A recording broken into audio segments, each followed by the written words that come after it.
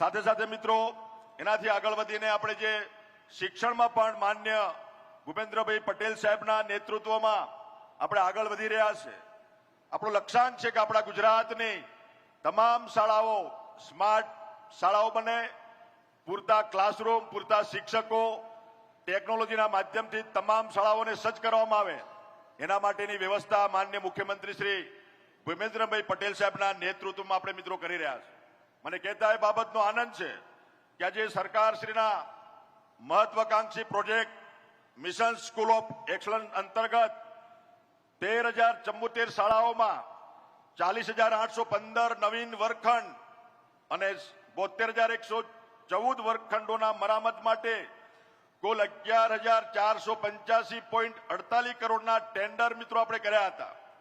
અને એમાં આપણે જે 15,353 નવીન વર્ગખંડો પૂરા ગુજરાતમાં આપણી સ્કૂલોના આપણે પૂરા કર્યા છે અને બાકીના મિત્રો આપણે પ્રગતિમાં છે. આજે પૂરા ગુજરાતમાં 35% શાળાઓની કામગીરી આપણે પૂર્ણ કરી છે. સાથે સાથે 33% શાળાઓની કામગીરી પ્રગતિમાં છે અને 19% શાળાઓના વર્ક ઓર્ડર મિત્રો આપણે ચાલુ સાલે પણ આપ્યા છે અને 6% પ્રાથમિક મૂલ્યાંકન હેઠળ છે અને 6% રીટેન્ડરિંગ હેઠળ છે. મને કહેતા બાબતનો આનંદ છે મિત્રો, આપણા દેશના પ્રધાનમંત્રી નરેન્દ્રભાઈ મોદી સાહેબે 21મી સદી ટેકનોલોજીની સદી છે.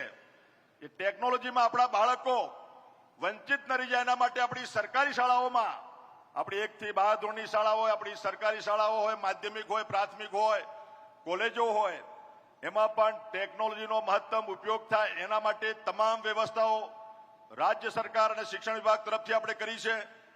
મોદી સાહેબે પીએમ શ્રી સ્કૂલો પૂરા દેશમાં મિત્રો આપી, એમાં આપણા ગુજરાતમાં 448 સ્કૂલો પીએમ શ્રી સ્કૂલ અંતર્ગત મિત્રો કાર્યરત છે.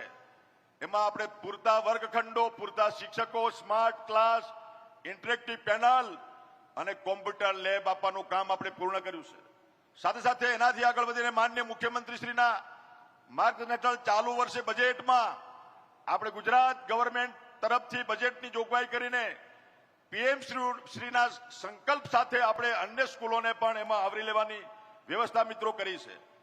તો આ તબક્કે વિશેષ વાત ન કરતા આપણા સન્માનની માનનીય મુખ્યમંત્રી શ્રી આપને બધાને આપણા માર્ગદર્શન માટે આપની વચ્ચે આવ્યા છે અને કોઈ પણ કડી અને કોઈ પણ ઘડી મિત્રો જે બાકી હશે, ખૂટતી કડી હશે, એ પણ આપણી રાજ્ય સરકાર મિત્રો આપણે આગળના સમયમાં પૂરી કરીશું. મને કહેતા બાબતનો આનંદ છે કે માનનીય મુખ્યમંત્રીશ્રીના નેતૃત્વમાં આપણી ગુજરાતમાં જે આપણી સ્કૂલોમાં જે ભરતી બાકી હતી પૂરેપૂરું મહેકમ ભરાય એના માટે એમને મંજૂરી આપી. આજે 31,700 જેટલા શિક્ષકોની પહેલા ધોરણથી લઈને 12મા સુધીના શિક્ષકોની ભરતી પ્રક્રિયા ઓલરેડી ચાલુ છે. ટૂંક સમયમાં એ તમામ આપણે પૂર્ણ કરીશું. અને મને કહેતા એ બાબતનો આનંદ છે કે આપણો અરવલ્લી જિલ્લો એમાં મહેકમમાં માત્ર 1 થી 5માં 12 શિક્ષકો ઘટે છે અને 6 થી 8માં માત્ર 3 શિક્ષકો ઘટે છે. અને એ 3 શિક્ષકો પણ આપણી આ વિદ્યા સહાયકમાં આપણે એની મંજૂરી આપી છે.